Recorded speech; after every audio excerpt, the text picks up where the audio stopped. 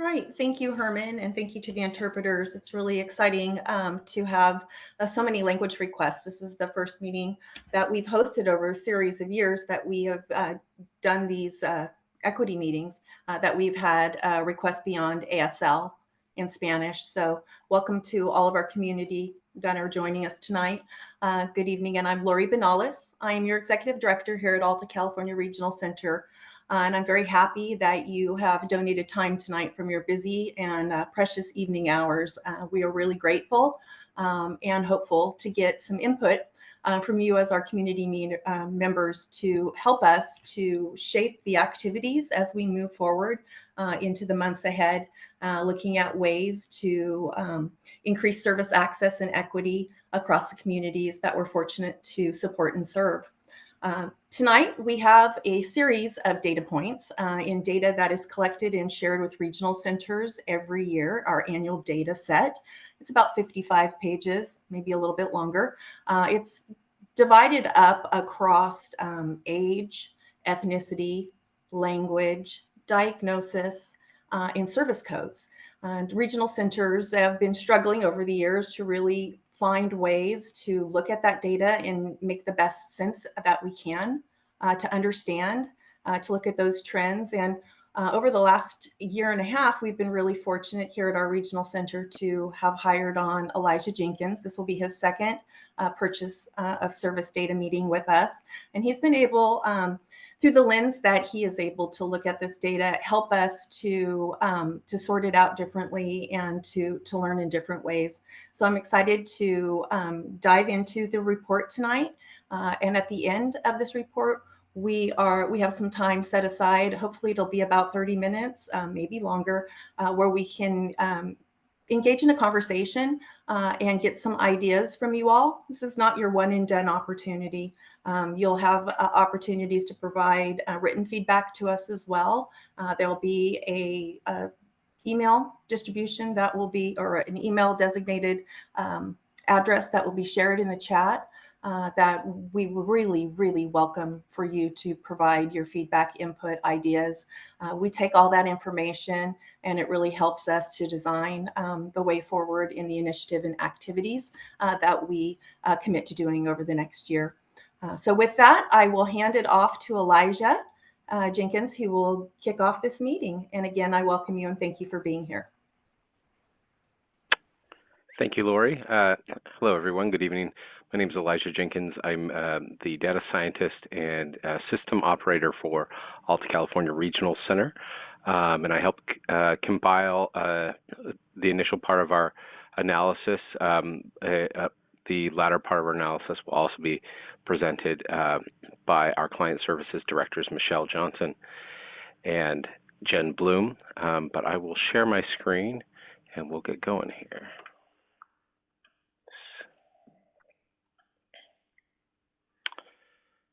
So tonight we're going to review the POS report and disparity study that we did for ACRC fiscal year 2022-23.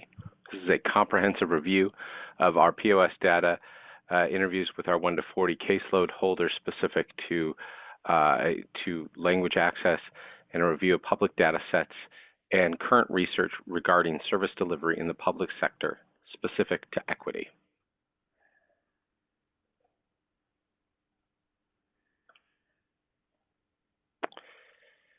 So the top chart is ethnicity subgroups as represented by the state of California compared with purchase of service spending, meaning the center column labeled percent of client population is the amount of that given population as represented in the Alta California Regional Center client population writ large, and the column on the far right of the top chart is the percent of spending relative to that ethnicity subgroup. The bottom graph is a measure of statistical disparity between the two columns. In other words, the difference between the size of the group and the amount of money that ACRC spent for services within that group, measured in difference of percentage points. This is an examination of inequity or disparity of outcome.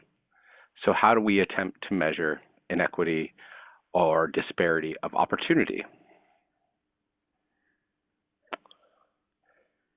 So now the top chart again is the ethnicity subgroups as represented by the state of California compared with the POS by count. In other words, the number of POSs by the percentage of the whole per ethnicity subgroup.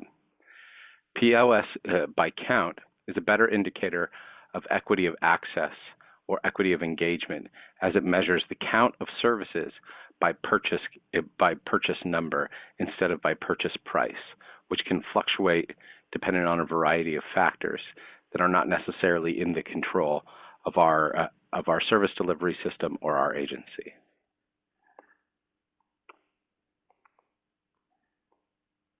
To zoom out a bit, this is a graphic representation of POS count versus population.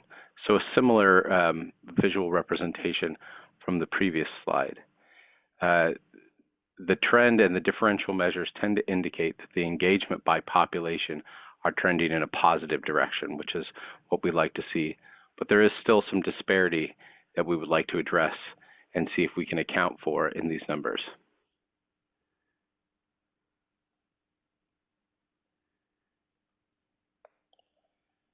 So this is a breakout of ACRC services by percentage of cost. So we looked at this in the initial slide. Service types make up different amounts of the budget. There are a variety of service types that we engage in here, including transportation, healthcare services. You'll notice that these are not highlighted because they don't make up a large amount of the budget. We've chosen for purposes of focus to look at only the top 4 spending items in the ACRC budget, which are housing support, day programs, family home support, and behavioral support. These groupings of purchase type were made in consultation with our community services unit, and we're largely focused on the function of that purchase. The prices of service are influenced by a variety of factors, most of them market trends that are outside the immediate control of ACRC. As illustrated by this graph, roughly 93% of the entire ACRC budget is consumed by only 4 areas of purchase. Again, housing support, day programs, family home support, and behavioral support. But the price of a service is not necessarily indicative of the use case or overall value to a given population. For example, while transportation makes up, while housing makes up 61.54% of the budget, it is in fact only 9.48% of the number of purchases that we write per year. So roughly 18% of all the purchases written when we're looking at the number in order are for family home support, followed by housing support, and then day program support. The largest count in this is actually transportation. So transportation is the most often used line item, but it doesn't even crack the top 5 of the most expensive services. And this is sort of the differentiation that we're trying to make with this study.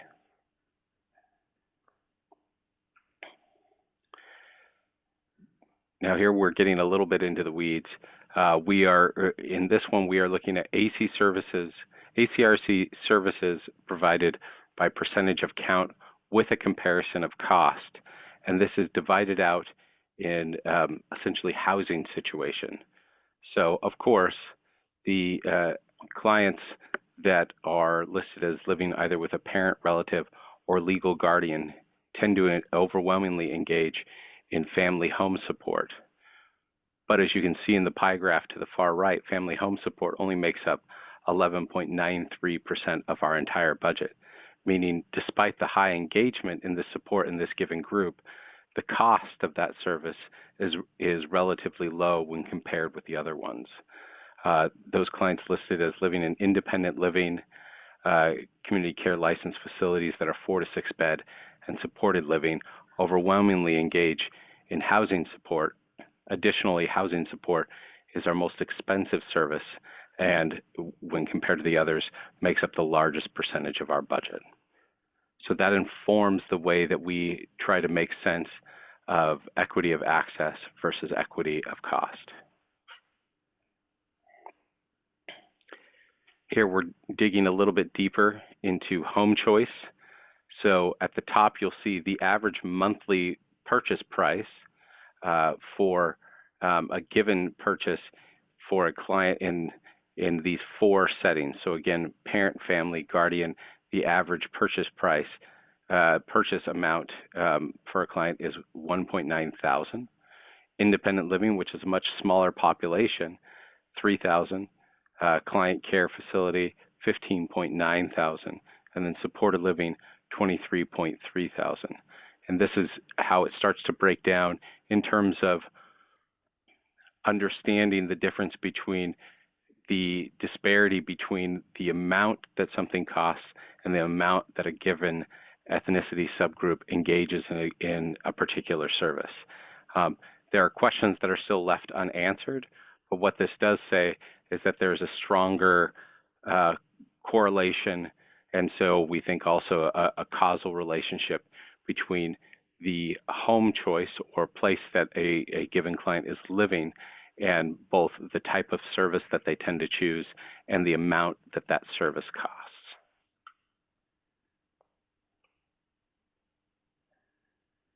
I'm going to hand this over to Michelle Johnson now. Good evening, everyone. Michelle Johnson, one of the directors of client services. I wanted to start out by sharing that Alta California Regional Center created a new case management unit called the Enhanced Service Coordination Unit. And at our meeting today is the new client services manager. Her name is Dana Muckler, and she's here this evening.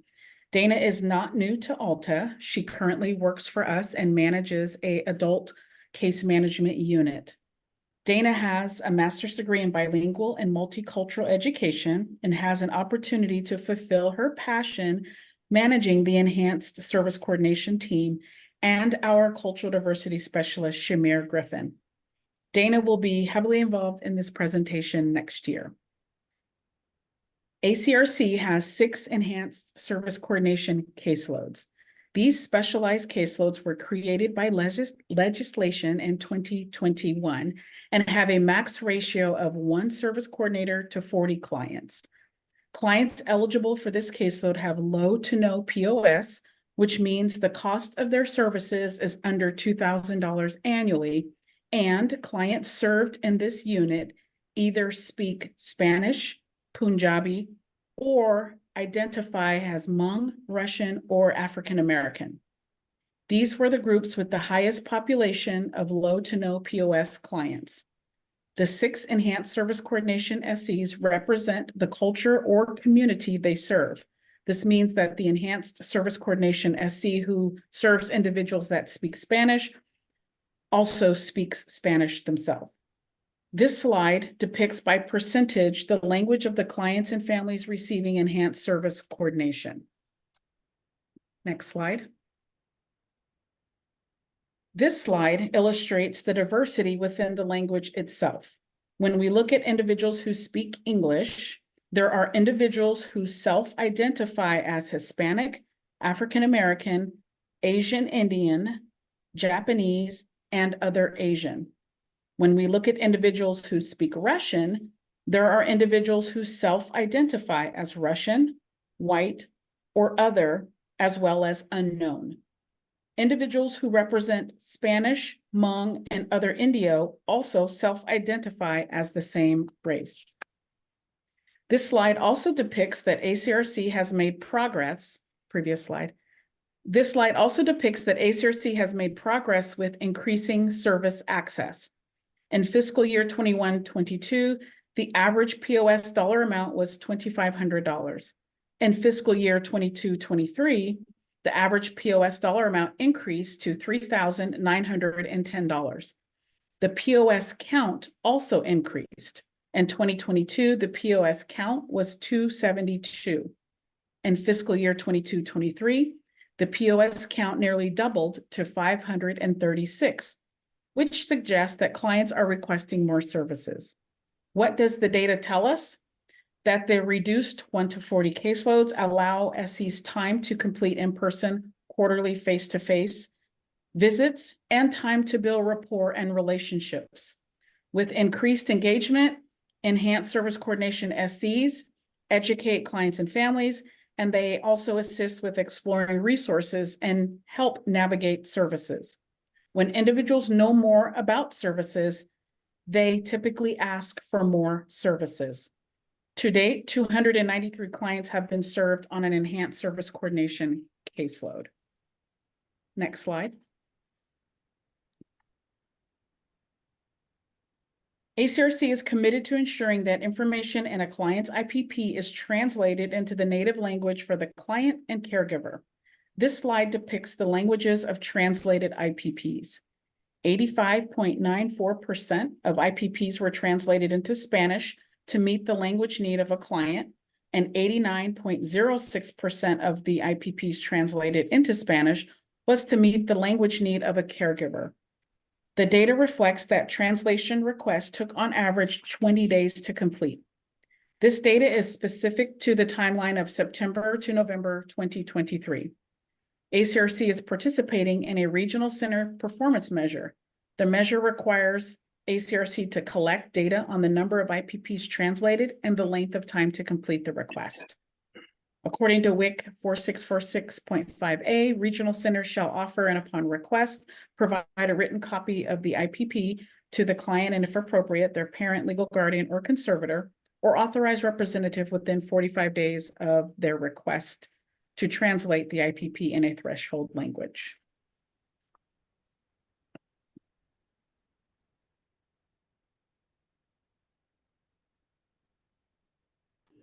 Now I'll hand it over to Jen Bloom. Thank you.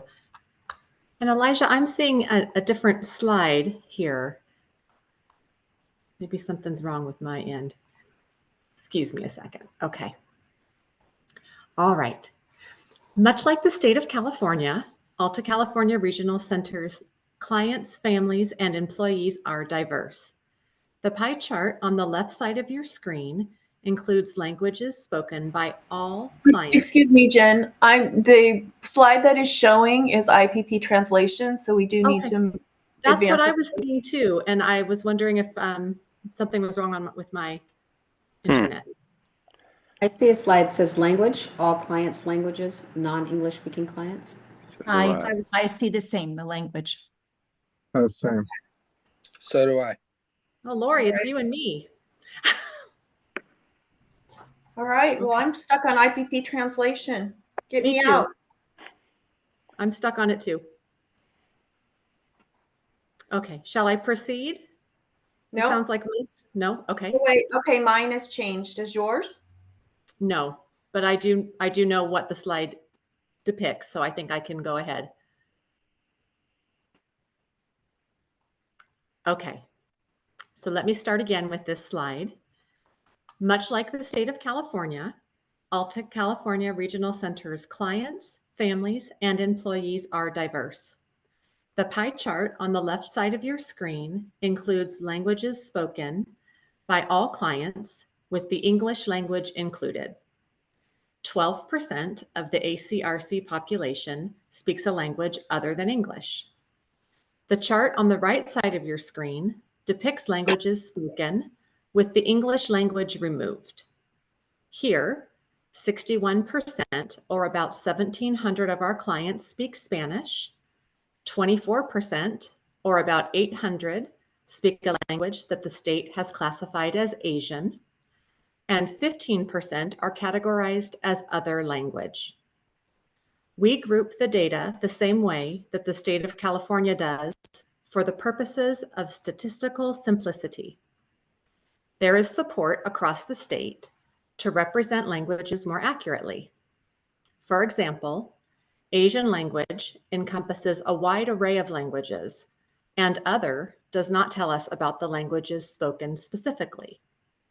The work in this area is all part of language access and equity. Next slide, please. Did the slide change for people? It changed on my end, I Yes. promise. Yes, Yes. it did. I'm Yes, sorry it to did. interrupt by asking, but just making sure. Linguistic. Okay. Thank you. So we recognize the critical importance of bridging gaps in service areas across our agency. This means ensuring that our employees offer a wide array of languages spoken and that we have employees who understand the cultural diversity of clients served. The pie chart on the left side of your screen depicts the percentage of ACRC employees who are fluent in a second language. The chart on your right side of your screen depicts the percentages of non-English speaking clients. Again, categorized broadly for statistical simplicity and consistent with statewide data. Next slide, please.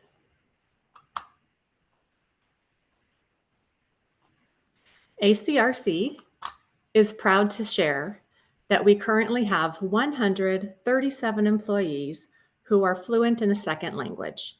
In fact, 17% of our employees are bilingual to meet the needs of 12% of our clients who are also bilingual. Next slide, please. So I presented on this information last year. In fall of 2022, ACRC was awarded an American Rescue Plan Act, or ARPA, pilot project. This pilot is specific to serving children and families in the Early Start program, birth to age 3. The purpose of the pilot is to develop culturally and linguistically sensitive services and to enhance Early Start service provider capacity.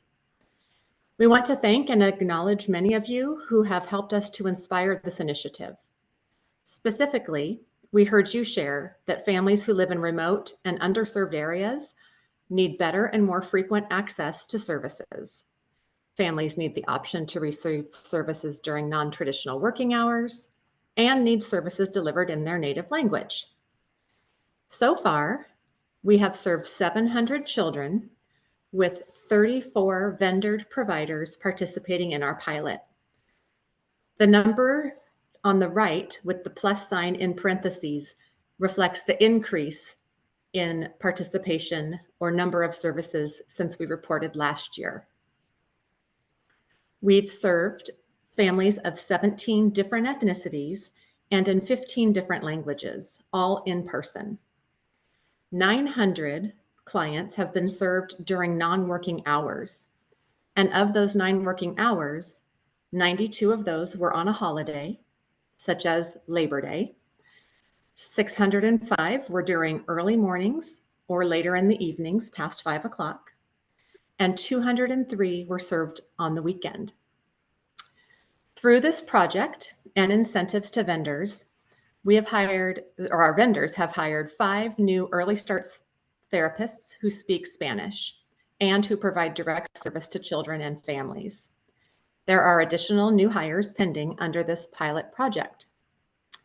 We're also incentivizing our vendors to take on interns to help advance the Early Start profession. Through our outreach campaign, the partnerships and relationships we've built with colleges and universities, this has resulted in increasing the awareness of Early Start. We're proud to have 18 interns participating in this pilot project, with 3 additional in process. These 18 interns come from 9 different universities. And 3 of the interns who are bilingual have been hired on full-time with our vendored Early Start providers. It's clear and promising that when incentives to vendors are at play, that the impact is positive. The issue at hand is sustainability once the pilot project ends.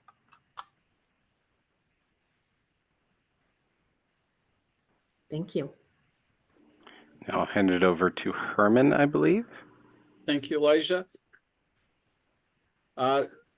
So additional efforts that have been made by the Regional Center to enhance access to services for our diverse populations. I'd like to begin with just an examination of how social work practices examine efforts to make change, and that can be done at a micro level, sort of an individual interpersonal interaction demonstrated by relationships that exist between service coordinators and clients and families. And what Michelle had shared about the enhanced caseloads that were established is an example of how those interpersonal relationships can be enhanced. There are two other levels of intervention that can be explored and examined. At the other end of the spectrum, you have a macro level where things happen at a policy level. And I'm going to go ahead and drop in the chat because I think it's worth mentioning that last year, ALTA enacted a service access and equity policy that was adopted and introduced and described to permeate every function of every activity that we do. Additionally, at the macro level, policy systemic changes. The Regional Center system has seen changes in legislation. The Welfare and Institutions Code was amended to include requirements for regional centers to provide implicit bias training for all frontline staff, staff involved with assessing individuals' needs. And the State Department of Developmental Services contracted with Equitify to deliver that training consistently to all regional centers throughout the state. What we have learned is that this helps increase self-awareness of potential blind spots that may exist for staff and help improve outreach and interaction. Additionally, at the state level, the State Department of Developmental Services developed those regional center performance measures that include an emphasis also on the importance of staff training. One of the areas is person-centered thinking, the other being cultural competence. ALTA has contracted with a training organization by the name of Circle Up for cultural competence training. We're already halfway through the delivery of those training sessions in a 4-part series. What I've consistently heard from staff is that there's increased knowledge, but there's also an awareness that there is no finish line in cultural competency, and that the importance that's being learned from these trainings is humility, cultural humility, and interest and curiosity in learning from the individual what's important to them, which is reinforced through that person-centered thinking training that ALTA has contracted with Intellectability to deliver and provide to all service coordinators. Additionally, at the macro level, we've seen state-funded initiatives. The Service Access and Equity Grant projects continue. They came into place in 2016, so it's been almost 10 years that those opportunities for creative initiatives have existed. Just a reminder, the project that ALTA concluded with last year's grant cycle was a completion of videos of services, commonly accessed services, that were shared by families of African-American, Hmong-speaking, and Spanish-speaking backgrounds so that individuals of those communities could see service recipients that looked and talked like them, sharing the benefits of what those services provide. And I'll make sure to drop a link in the chat so you can check those videos out that have been completed. This year's Service Access and Equity Grant project that ALTA got approved for was an intake navigator project, which sort of expanded on the concept of a service navigator, but rather than supporting linking existing clients with services, it was an effort to help individuals who were exploring eligibility with the regional center system, with navigating that, which in some cases, the regional center's hands are tied with the ability to support individuals who are not yet clients. So these intake navigators provided a critical support to families who were Hmong speaking or Spanish speaking in helping them navigate that process. Additionally, what was introduced at a macro level was the new language access and cultural competency budget that was signed into law, and regional center system was gifted by the legislature $16 million. Alta's portion of that, being one of 21 regional centers statewide, was roughly $1 million. And what we used that budget for was primarily translation of materials, cost of providing translation for public meetings as we are today, recruitment and retention of those bilingual staff that Jennifer Bloom mentioned through a bilingual stipend. We purchased iPads with language translation capability to place in the reception area of all of our 8 offices throughout our 10-county catchment area. We also entered into partnerships with La Familia Counseling Center and Hmong Youth and Parents United and Sac State to conduct some listening sessions and provide some informational material to the populations that they work with. And what we've learned from a number of listening sessions is there's interest in information. And that's when we open it up to questions where I'd like input from you all as to where regional centers can develop more client accessible information related to services and resources that they need, whether they're regional center funded or not. And I'd also like to share at some point, I'm gonna stop the screen share of the PowerPoint presentation and navigate to our website where we have posted a number of our resources that I'll share in the chat. A newly developed client guide to My IPP, which was developed with input from our client advisory committee that took some complex concepts of that individual program plan and put them in language that our client advisory committee would use to describe and define terms, information, and resources in a way that friends and peers could understand. And we also included a number of hyperlinks to take deeper dives into gathering information about resources. And we translated those documents into 10 different languages, and they're available electronically on our website and soon to be available, already available hard copy, but soon to be distributed. The other thing I'd like to share, and Elijah, if I could ask you to stop sharing your screen, if you would. And I'm going to go ahead and share my screen, and I'll drop some of this information in the chat for folks. But on our website, we do have a page devoted to cultural diversity and projects that we've worked on in the service access and equity grants historically. Our community partners and list of who we engage with to develop collaborative relationships. Our plans for use of the language access and cultural competency budget, as well as our purchase of service data that we're reviewing today. Additionally, the recording of today's meeting will find its way to this post as soon as it's available. And with that, I've got one other thing I'd like to share because one of our partnerships was with the California Tribal Family Coalition, a network of federally recognized Native American tribes.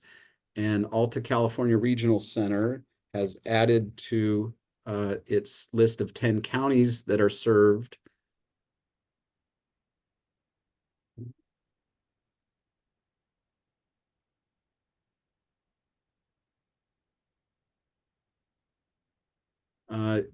as you may know, when the regional center system was established, it was carved up geographically, and Alta has a 10-county catchment area. But additionally, we have 7 federally recognized tribes within our geographic area. And we identified the office that was closest to each of those federally recognized tribes and added them to the posting of the location of our offices with links to navigate to those websites. I do want to share with you now how you'd find the copy of the client guide to my IPP. And under publications and brochures,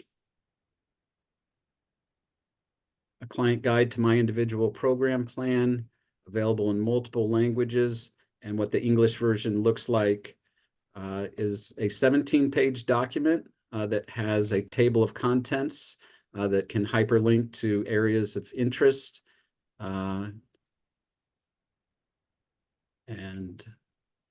an explanation of how someone might interpret their IPP. So with that, I'm going to turn the floor over to Shamir Griffin, our cultural diversity specialist. The other level of intervention for social work is the meso level, which is affected by forming relationships with community partners at a systems level. And Shamir chairs our diversity outreach work group that our executive director, Lori Benalis, established over a year ago. And a brief description of what our diversity outreach work group is right here under our cultural diversity page. And I'll let Shamir speak to some of the efforts and outcomes of that.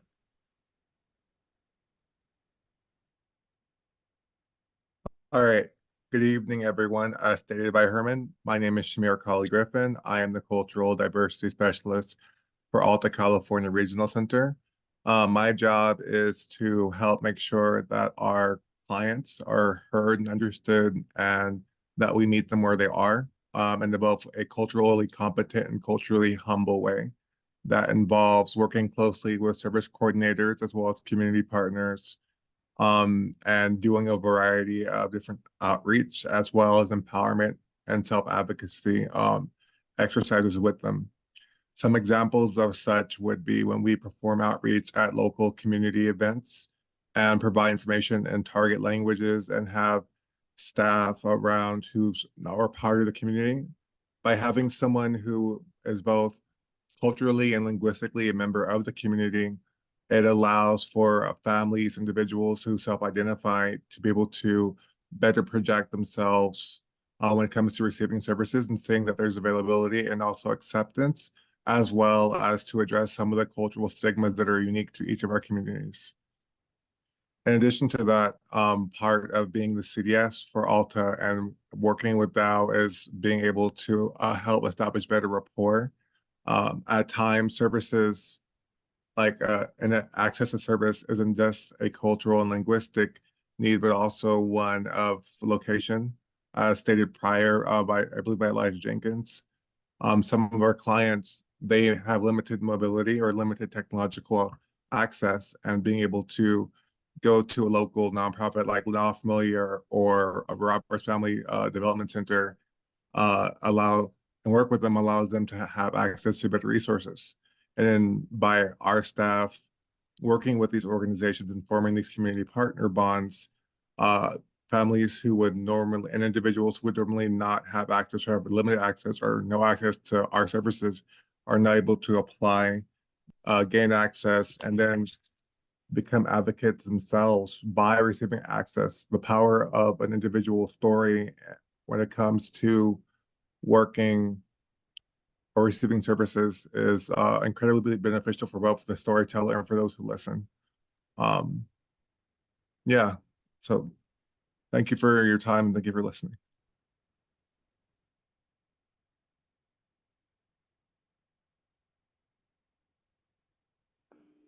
All right. In conclusion, we'd like to go over a few solutions that we're actively focused on and working on this upcoming year. So, continued focus on equity of access.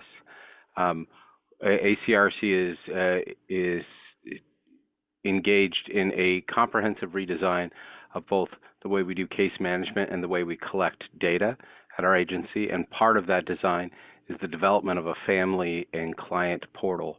Part of this portal will include the ability for any client, either existing or new, and or their family or legal representative, to gain access to their critical data, such as IPPs, pending or ongoing purchases, various pieces of documentation, as well as the ability to request new services, have access to upcoming meetings, and find out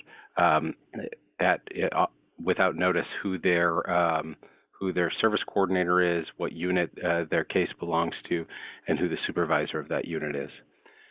Continued use of technology to ensure equitable access by language. This previous fiscal year, we also rolled out a iPad translation service. So in the event that we have clients or families that are walk-ins to our agency and we are unable to quickly secure translation services, we have access at all of our front desks, both Sacramento and outlying offices, to iPad translation services to help non-English speaking families and clients get through the basics of services, understand what their need is, and address it accordingly. Focus on comprehensive data analysis. A large effort in this new redesign of both our data collection and data management / case management system is a focus on high quality data and trend analysis. So right now we're doing sort of ground level, in the moment analysis and retrospective analysis of where we've been and where we are currently. We're hoping to be able to do some predictive analysis in the future and better gear our efforts to making improvements in a larger and even more meaningful way than we already have. And attention to linking efforts to outcomes. So being able to study whether or not there was not just a corollary but causal relationship between the efforts we're making and change that we perceive in the system and changes that we see in our clients' lives. Access and barriers, as Shamir alluded to, we're greatly focused on learning about the barriers a given community faces and enacting policies and approaches for those barriers within ACRC's discipline. So it's not always just a language barrier. Sometimes it's geographic, technological, cultural, what have you. So those are the primary focuses that we're addressing here today, but this is not a comprehensive list by any means. In conclusion, just to go over it again, the presenters were Jennifer Bloom, Director of Client Services, Michelle Johnson, Director of Client Services, myself, Elijah Jenkins, Data Scientist and System Operator, Herman Kothi, the Training Manager, and my apologies, Shamir Griffin, Cultural and Diversity Specialist as well. Thank you.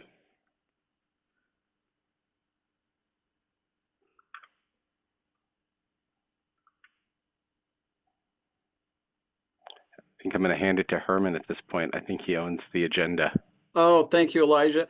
So I've been doing a rapid dump of information and resources in the chat, including, again, what we began the meeting with, which is the email address where you can submit input and feedback. We do consider this a ongoing conversation and information gathering and partnership with our community. Although this meeting occurs once a year and important summaries and updates are shared, it's the feedback that we get from you all that help guide how we invest resources to improve access and equity. In fact, many of the suggestions and ideas that have come from this meeting and participants in this meeting have led to those service access and equity grant proposals, the enhanced rate that Jennifer Bloom spoke of for service providers operating outside of traditional 9 to 5 hours so that families with working schedules can get access to critical treatment interventions. These are ideas that come from the community. With Elijah having joined us, we're happy now that we can take much deeper dives into data that does exist to get a better understanding of which services are being purchased at what rates, and are there trends to be identified with that. One of the activities and events that we hosted was simply a backpack giveaway in preparation for school. And in doing so, we had a limited supply of backpacks. So we asked families, as we notified people and translated into multiple languages, the invitation, if there was information specific to educational services that they were interested in getting from the regional center. And the nice thing was, when we got the registrations back, the requests to come and pick up a backpack, if they shared with us that there was something of interest to them, we were able to provide a response to them almost in real time. We did something similar with our Santa Day event this year, which was opened up to include celebration and recognition of traditions and cultures from around the world. And we had students from Sac State Speech and Language Program with iPads that could have surveys translated into whatever language someone requested, ask about what information from the regional center would people be interested in hearing from us about, and we were able to provide resources to those individuals. We also provided them a $20 Amazon gift card for sharing that information with us. So with that, I'd pose the question to the participants in this group. Are there things about the regional center system that are confusing to you that you would appreciate clarification, a better understanding, a deeper dive? And if you would drop in the chat any areas of interest, things that confuse you. Yeah. And Can I ask a question? please, yes. And now would be a time where we can open up the opportunity to unmute your microphones. Yeah. My name is John Abasohan. I'm a caregiver in Sacramento, California. And when I was looking at the data that were provided on the screen, you indicated you have 700 clients. Does that include kids or adults that is currently under your service? And the second question is, in what form do you want feedback as far as some of us that manage adult residential group home? What would be the channel?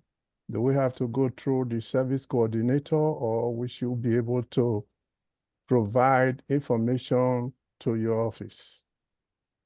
I'll attempt to answer the last question first and invite anyone else to add on. But no, you don't have to go through your service coordinator to provide input. The email address that was included in the chat, posequity@Alta Regional. As far as the form of input, it can take any form you like. Even though what this meeting looks at are trends and analysis of large groups, it's all based on what individual utilization that drives the trends of groups.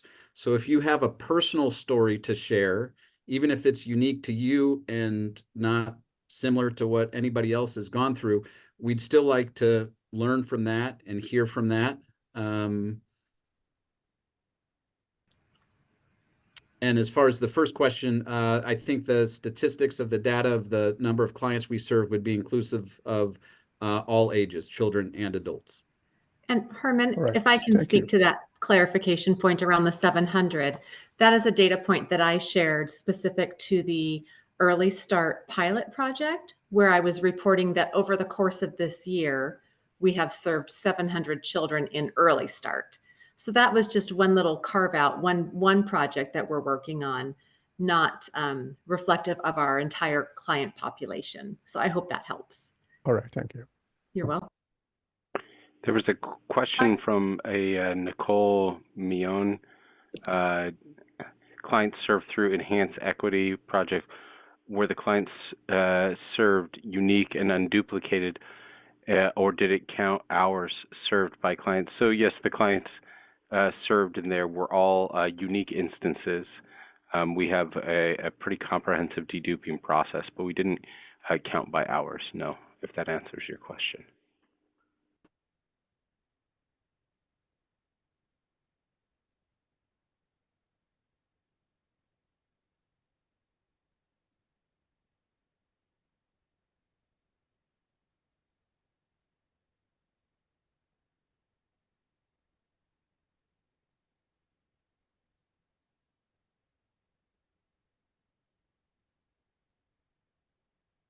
So there was an interest shared with the host, myself, as far as support services, partnerships, outreach for the LGBTQIA2S plus clients and consumers, and not having found much in that.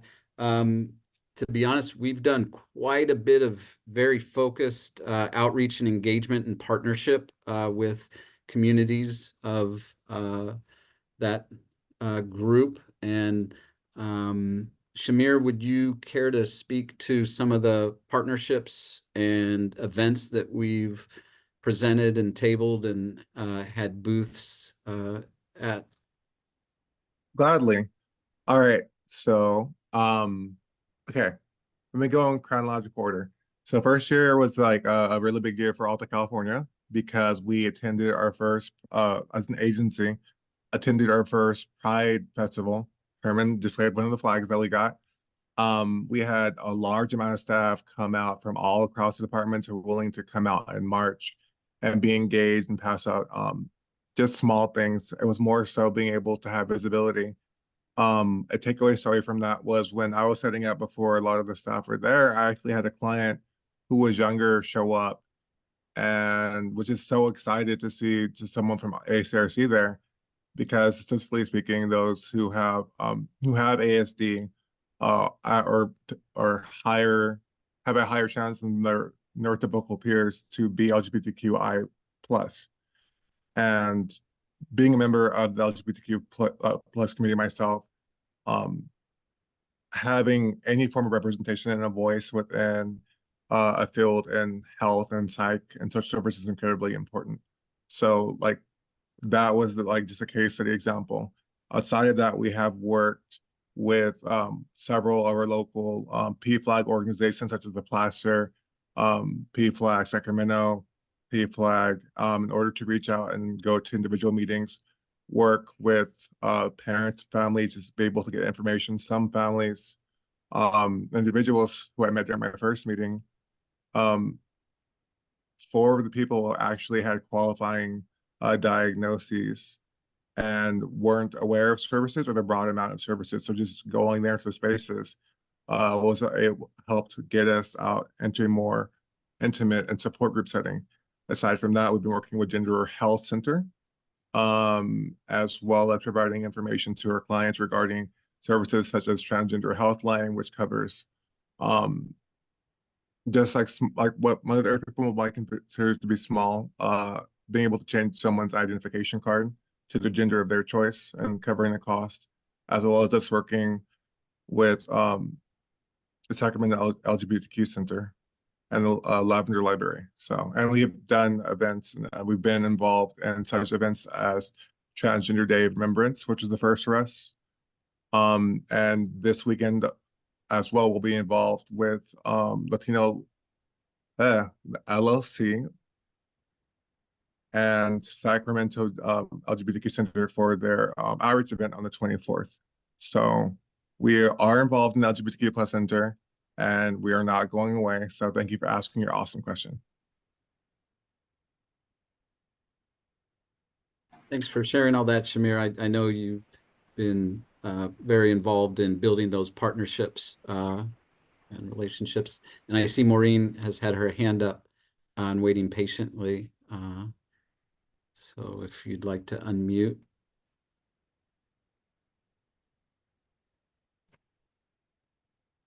Can you hear me? Yes, we can. Thank you for taking my comments.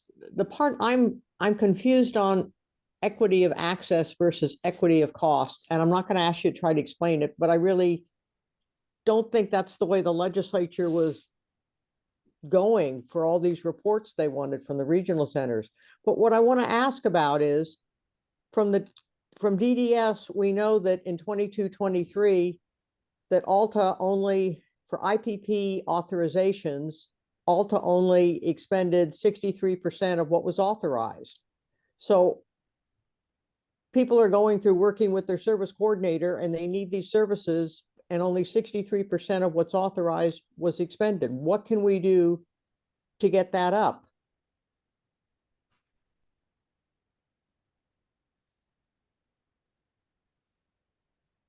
So percent of utilization is reported, but in terms of the importance of the information that provides us, it isn't necessarily indicative of individuals going without service.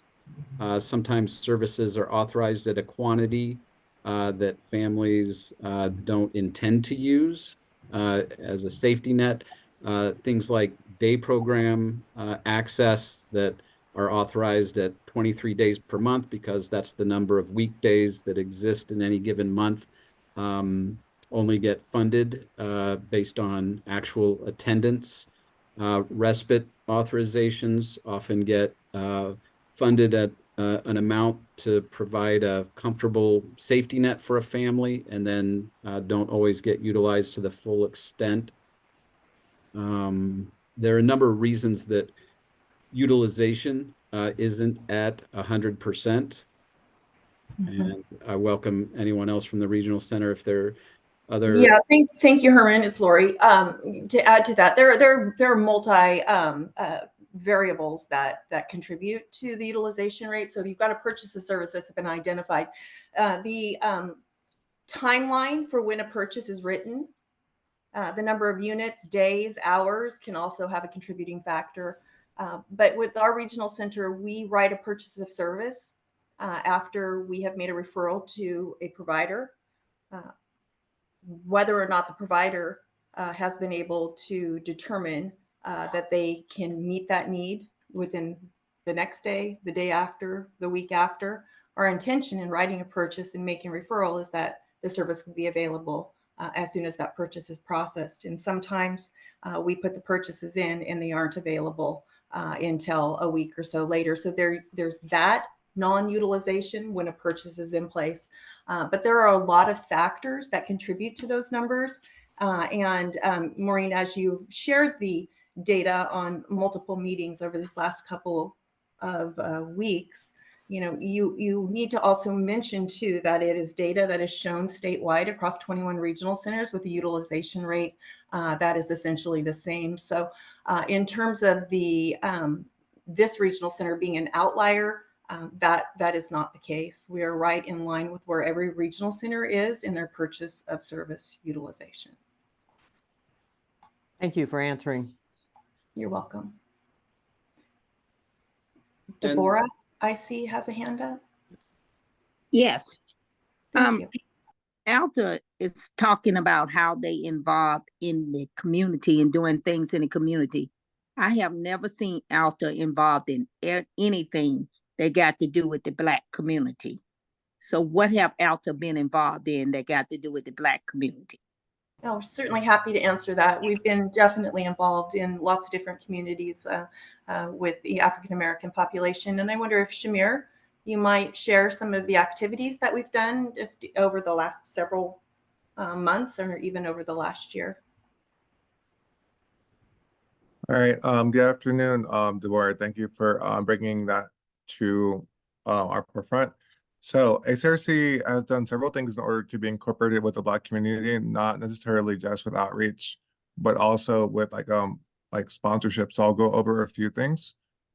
One thing is that we actively try to work with clients and work with families and our staff who are Black and are identify or self-identify as Black, African American, or of African descent across across the 10 counties to as like features for our voices section, which highlights them, either services they're using, what they're doing in the community, and how we can better serve them.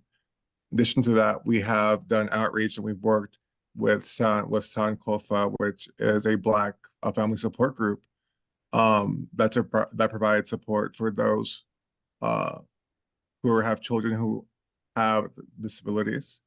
I have gone personally out to work with Roberts Family Development Center, which is a predominantly Black and also like Sacramento focused group that provides a variety of services for those.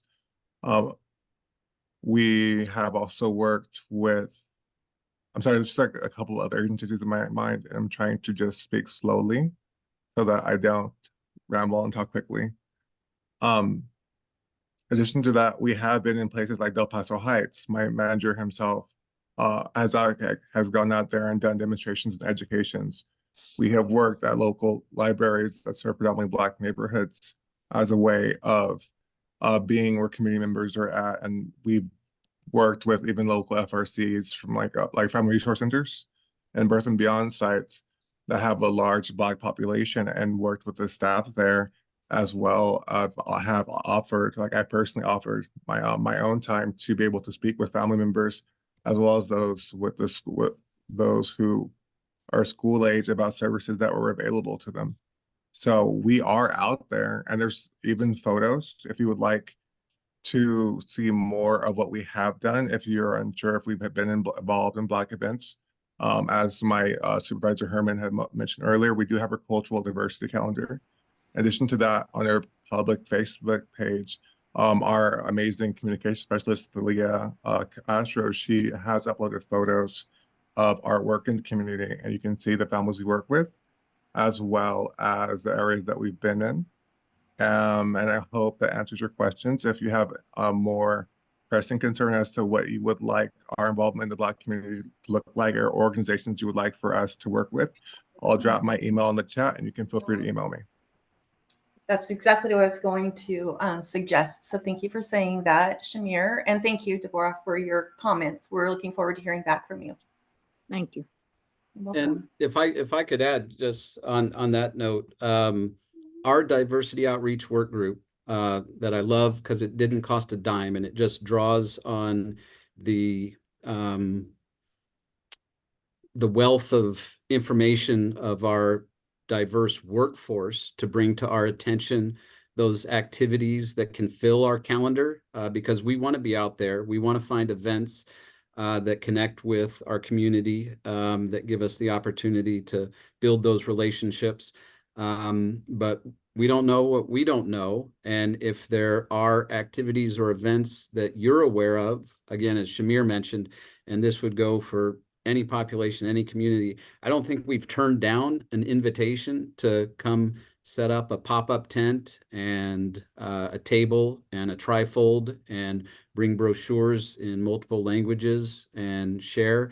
And we aren't shy about asking to be invited places. So we'll knock on doors and ask if there's interest in us hosting, or if there are events we can lend our name to or help amplify the voice of the community that's hosting something. So I will say one of the challenges in my mind of identifying how well we've done is the labeling of an event as targeting an African-American population. It's hard to say after we've done something. I mean, we've got pictures, we've got rich, diverse community partners, but when we go through our list of 50 activities we've done for the year, they aren't necessarily designated based on culture and ethnicity. And we don't ask people when they come by our booth to fill out a form to identify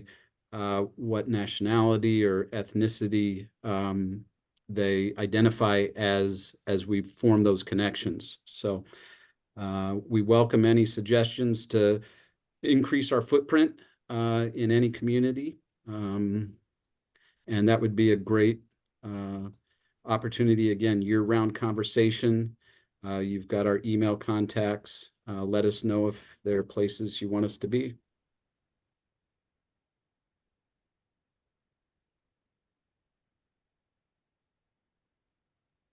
Thank you.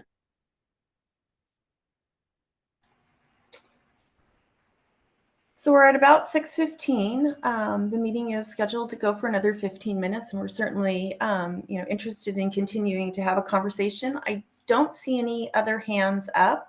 I do want to do a last call to invite any questions or opportunities for us to consider feedback. Oh, Angel. Yes, I see a hand. I typed it in the chat, but I think it only goes to one person, so I'll go ahead and ask it.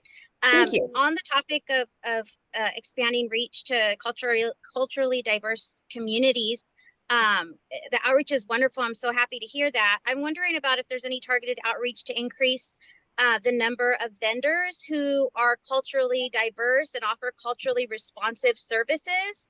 Yes. So an example that I've seen recently in a Southern California regional center was an organization, Acorns to Oak Trees. I attended the Native American Symposium earlier this year. And it was awesome to see that. I'm wondering what's happening in Alta Regional. Are there vendors for this targeted purpose? And if so, what's the status? Is there outreach to increase that number? Or is there a list of vendors that culturally diverse communities can know about when thinking about service providers? Yeah, that's such a great question, and I will call on some of my staff to help, fill in these gaps. Ordinarily, we would have John Decker, who is our Director of Community Services. In his department, it's all about attracting and bringing on new vendor providers.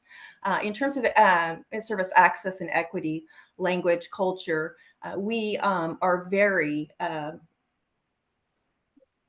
proactive in reaching out to our community through requests for proposal, referred to as RFPs, for service needs. We know that this is an area that we're wanting to do better in, to use the language Herman said a few minutes ago, to increase our footprint with the accessibility and availability. Language is a huge deal, and we know that that is a deterrent for many families. They really don't want to send individuals, loved ones that are their adult dependents to day program, for example, if there's no one there who speaks their language.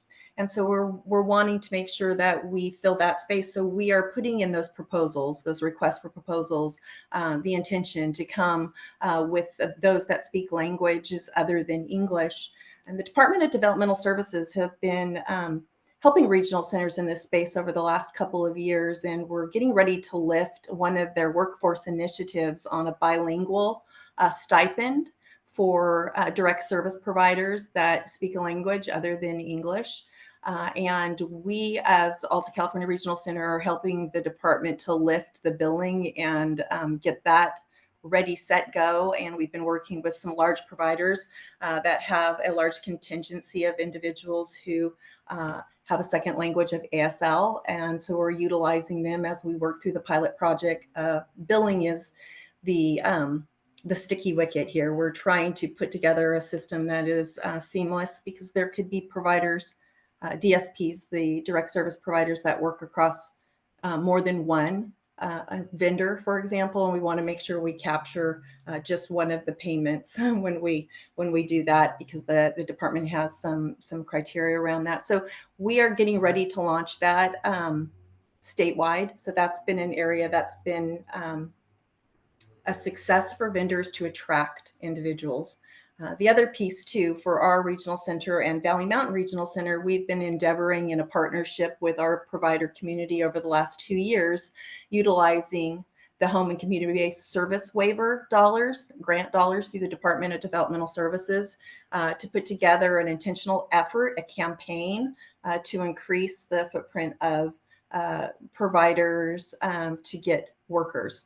We know that we need more workers in the developmental services system to meet the needs of those that are wanting to access services. And that's just for those that speak English and those that speak, other languages, for cultural diversity and humility training. We're doing all that we can to utilize that fund to attract workers. And we've had some good success. We've created a website, DSP. I wonder, Herman, if you might drop this in the chat, dspcollaborative.org.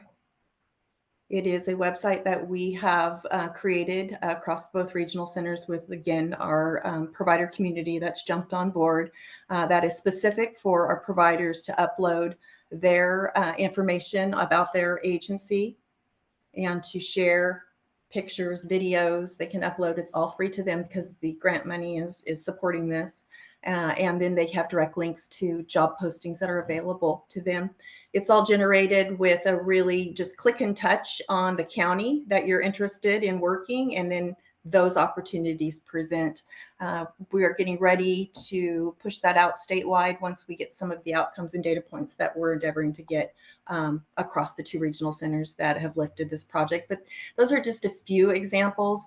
The department has, close to 11 initiatives to help with the workforce and specifically to advance opportunities within language, service, access, and equity.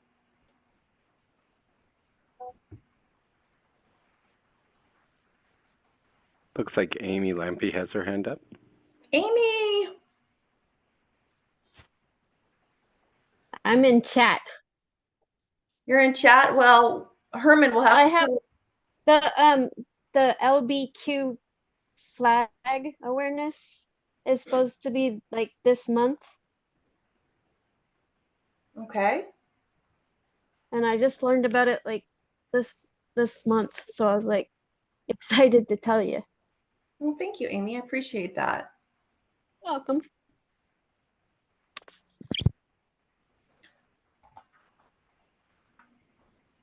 Well, again, we have mentioned that this is not a one and done. This is a conversation that we're hoping, to continue in any way that is perfect for you. The email is a way that we can get that information. We have it written down. We can engage with you if we have questions. If we don't have questions, if it's just perfectly clear, then we utilize that as we start to develop and make plans for initiatives and activities over the next year. But again, that email is always up. It's never down. So please, at any time that you feel that you have an idea or a question, please put it there. Go through your service coordinator. You can email me. There's lots of different ways. We do like that one the best because it's all housed together and it doesn't, all those details and great ideas don't get lost through multiple emails, but there's not just one way. And we do appreciate your time tonight and hope to hear from you over the next year and engage with the ideas that you come forward. We can only do great work when we all come together and synergize with the ideas that come out of these conversations. A lot of the ideas that we've had really have generated from conversations just like this one tonight, those focus groups and the outreach, just the opportunities to meet with people one-on-one. So we invite those opportunities. And if there isn't anything else, I want to go going once, going twice. I have to go through screens. Doesn't look like it. I think we will, again, thank you for your time. I know it's precious and we're really grateful that you spent an hour and a half with us tonight. Maureen, you're okay. I was going to say your box was lit. Did you have something to say? No, that's a mistake. Sorry. No worries. Okay. Well, thank you all. And I hope for you to have a good evening. Thank you. Thank you so much. Thank All right. you. Take Bye-bye. care.